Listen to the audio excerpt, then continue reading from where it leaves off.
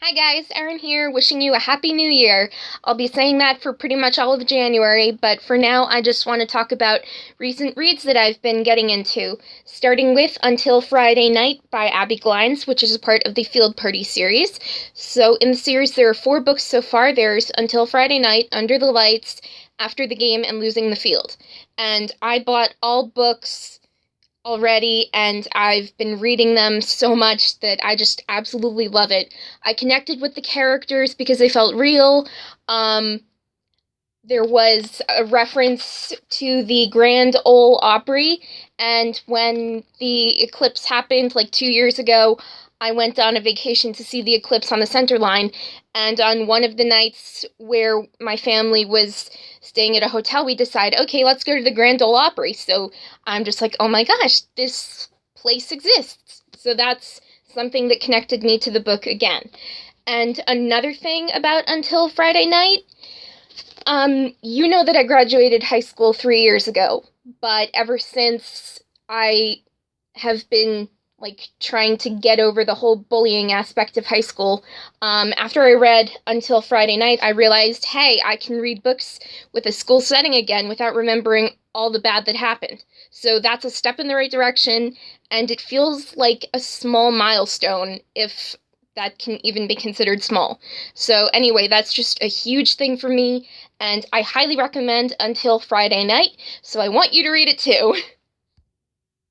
The next book we have is The Lost Causes by Jessica Edding and Alyssa Schwartz.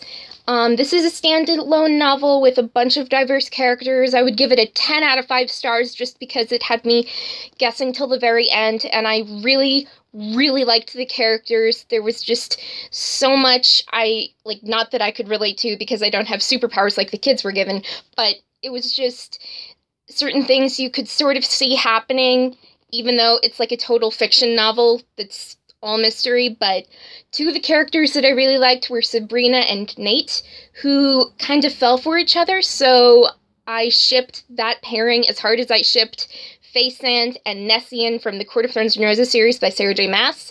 And right now I'm actually still thinking of a shipping name for Sabrina and Nate. So I'm debating between Sebate and Natbrina. So tell me in the comments below what you think the shipping name should be. So I would love to hear it because I can't think of anything else. One can never go wrong with Beautiful Creatures. This series I've been reading, I'm about halfway through the book now. You can see the bookmark. The series was underrated, and I think that it should have been loved even more than Twilight by Stephenie Meyer. Although I have nothing against Stephenie Meyer, I really enjoyed the Twilight series, and I'm still a total Team Edward. But, if my local Barnes & Noble got a shipment of the rest of the books, I would buy them tomorrow. But we only have books 1 and 3 currently, so I'm reading the first book. Then I might order the next book as a personal request. I don't know. But, I'm not done reading the book, and I already want the rest of the series, as you know. I'm repeating myself here. I've only had 1 cup of coffee. I need to have coffee and read more. But anyway, when I told one of my friends that I was reading Beautiful Creatures, they said they wouldn't find it all that shocking if it turned out that I was a caster, like Lena. I don't know how to pronounce her last name. Duchanis? Duchanis? Duchanis? I don't know. But anyway, my friend said that it would be not a huge surprise if they found out that I was a caster, but then again, they never said what type of caster I could be. I could either be light or dark, and with mood swings and everything, I can't even tell myself. But it's just a funny thing to think about, you know? So if you enjoyed Beautiful Creatures, tell me in the comments below if you liked the movie or the book better, and tell me your favorite part, because so far my favorite part was when Lena found out that, well, I'm not even going to give spoilers because I don't want to, be hated.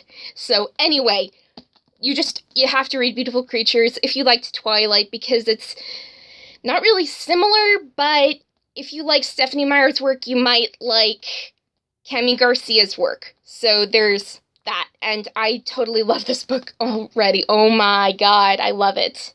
I spent all last night reading it, and I'm enjoying every single second of it.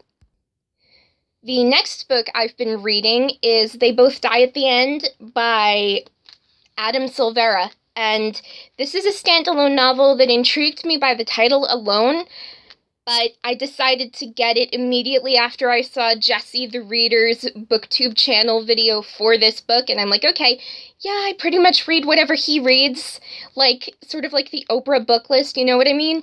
So he's like my Oprah book list, like every book he reads, I have to read. So I picked up the book, and I've been enjoying it. Oh my gosh. I've been thinking about my own mortality with this book as I read it because, well, it's not like the point of depressive moods, but the book just makes me think about what I would want to do if I had 24 hours left to live.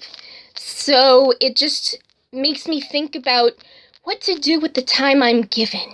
To lightly quote Gandalf the White from Lord of the Rings by J.R.R. Tolkien. How I could spend my precious time writing, publishing my books, and just enjoying life from seeing other people read my work and then enjoy it just as much as I enjoyed writing it. So, also, let me know in the comments below what you would do if you had 24 hours left to live and what you would do in that time. So those are just 4 recent reads that I am loving, so let me know in the comments what you've been reading too, because I would love to know. So book recommendations are always appreciated. So like, subscribe, comment, do your thing, and have a good day, everyone!